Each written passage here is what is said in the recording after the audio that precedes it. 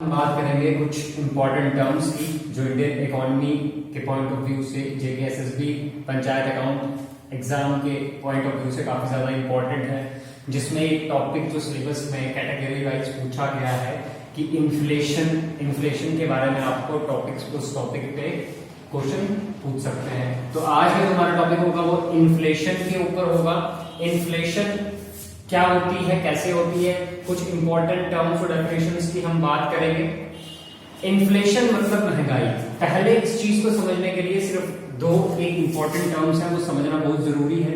जैसे एक होता है लिक्विडिटी और एक होता है लिक्विड्स।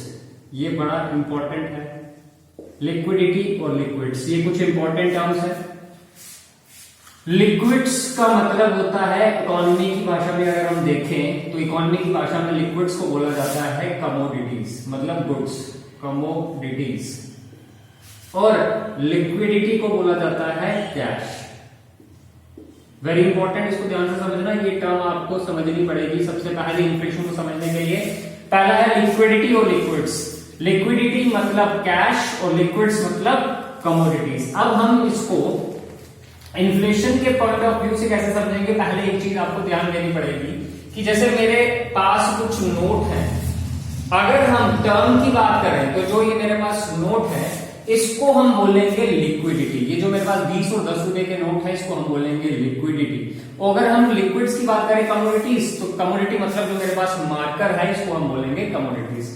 अगर आप मार्केट में कमोडिटी को बेचोगे, अगर आप मार्केट में लिक्विड्स को बेचोगे तो आपको लिक्विडिटी मिलेगी। मतलब अगर आपने मार्कर बेचा मार्केट में तो आपको पैसा मिलेगा। तो ये टर्म्स आपको समझना जरूरी है।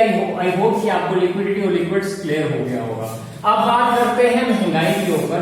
तो महंगाई क्या होती है, महंगाई इन्फ्लेशन कैसे होती है।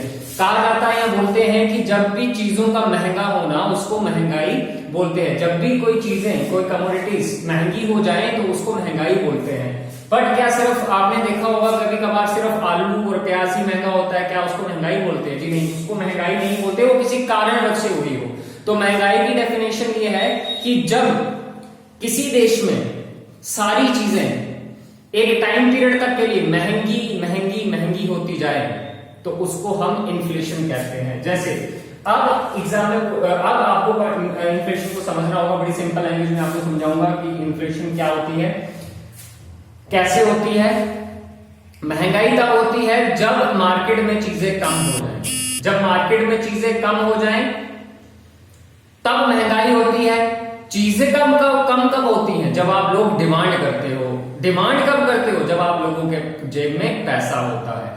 जब आपके पास पैसा होता है आप डिमांड करते हो, और जब आप डिमांड करते हो तो ऑटोमेटिकली चीजें मार्केट में कम होना शुरू हो जाती हैं। प्लस आपकी मनी की परचेजिंग पावर भी घटना शुरू हो जाती है। तो हम इन्फ्लेशन को ऐसे समझेंगे, एक तरफ लिखेंगे लिक्विडिटी, एक तरफ हम लिखेंगे लिक्विड्स, और एक तरफ हम लिखेंगे परचेजिंग पावर, पैसे की परचेजिंग पावर।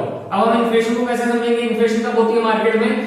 जब मार्केट में जो लिक्विड्स हैं वो कम हो जाए। कम कैसे होंगे? जब आपकी डिमांड ज्यादा होगी। डिमांड कब ज्यादा होगी? जब आपके पास पैसा, मतलब लिक्विडिटी ज्यादा होगा।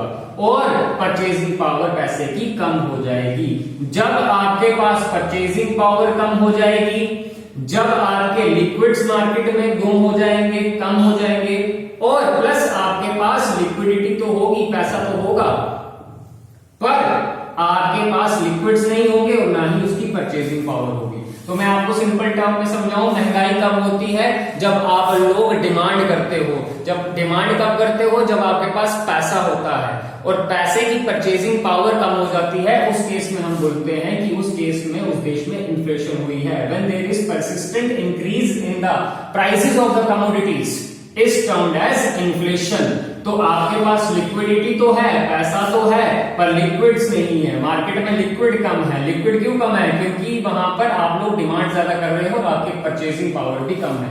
परचेजिंग पावर से समझो मतलब मेरे पास 100 रुपए का नोट है।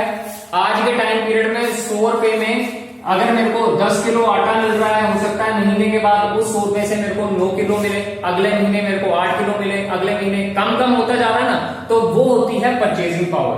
तो इस केस में आप बोलते हो इन्फ्लेशन। इन्फ्लेशन क्या है? जब आपके पास पैसा तो है पर पैसे की परचेजिंग पावर कम है और मार्केट में चीजें भी कम होना शुरू हो जाए, उसको हम बोलते हैं इन्फ्लेशन। आई होप आपको इन्फ्लेशन समझ आएगा।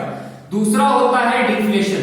डिफ्लेशन क्या होता है? इन्फ्लेशन का उल्टा। इन्फ्लेशन का उल्टा। डिफ्लेशन क्या होता है? जब आपके पास, यहां पर भी हम उसी टर्म को समझेंगे, मैंने आपको लिक्विडिटी, लिक्विड्स बता दिए और परचेजिंग पावर। इसका इन्फ्लेशन का उल्टा मतलब आपके पास लिक्विडिटी भी है, मार्केट में लिक्विड्स भी हैं और परचेजिंग पावर भी आपके पास ज्यादा है, मतलब चीजें ऑटोमेटिकली सस्ती हो रही है किसी देश में, उसको हम बोलते हैं डिफ्लेशन। और इन्फ्लेशन में क्या है? चीजों का लगातार महंगा होता जाना किसी टाइम किसी देश में, तो उसको हम बोलते हैं इन्फ्लेशन। डिफ्लेशन इसका उल्टा। तीसरा है recession, very important. Recession exam में पूछते हैं। रिसेशन क्या होता है? रिसेशन वो होता है जब आपके पास पैसा नहीं होता है, पैसा नहीं होता है, पैसे की परचेजिंग पावर भी होती है, प्लस मार्केट में चीजें भी अवेलेबल हैं, बट आपके पास पैसा नहीं है, उसको हम बोलते हैं रिसेशन। तो हम कैसे करेंगे? एक तरफ लिखेंगे लिक्विडिटी, एक तरफ हम लिखेंगे लिक्विड्स और एक तरफ हम लिखेंगे परचेजिंग पावर। तो रिसेशन क्या हो गई? जब आपके पास मार्केट में चीजें भी अवेलेबल है, आपके पास परचेजिंग पावर भी है पैसे की, बट आपके पास पैसा ही नहीं है, उस केस में हम बोलेंगे कि इस यहां पर क्या हुई है? रिसेशन हुई है। मैं दोबारा रिपीट करता हूं, रिसेशन क्या है? आपके पास पैसा तो है बट पैसे की परचेजिंग पावर नहीं है और मार्केट में चीजें भी अवेलेबल है पर आपके पास पैसा ही नहीं है। जब आपके पास पैसा ही नहीं है तो आप मार्केट में कैसे खरीदोगे? तो रिसेशन इकोनॉमी के कुछ सेक्टर्स में आता है, जैसे रियल एस्टेट, जमीन की खरीदारी, बैंक्स को काफी नुकसान होता है उस समय, और आईटी सेक्टर को काफी नुकसान होता है। कैसे?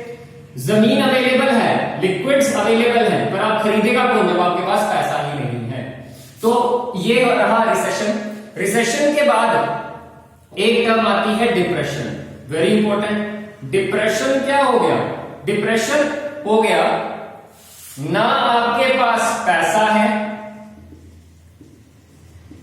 लिक्विड्स और परचेजिंग पावर, ना आपके पास लिक्विडिटी, ना आपके पास पैसा, ना आपके पास चीजें मार्केट में और ना ही आपके पास परचेजिंग पावर। और जब ये तीनों चीजें एक साथ हो रही हो उसको हम बोलते हैं डिप्रेशन। डिप्रेशन मतलब डिप्रेशन होता है ना आपके पास पैसा है, ना आपके पास लिक्विड्स है, ना आपके पैसे की परचेजिंग पावर बची है, तो उस केस में उसको बोला जाता है डिप्रेशन।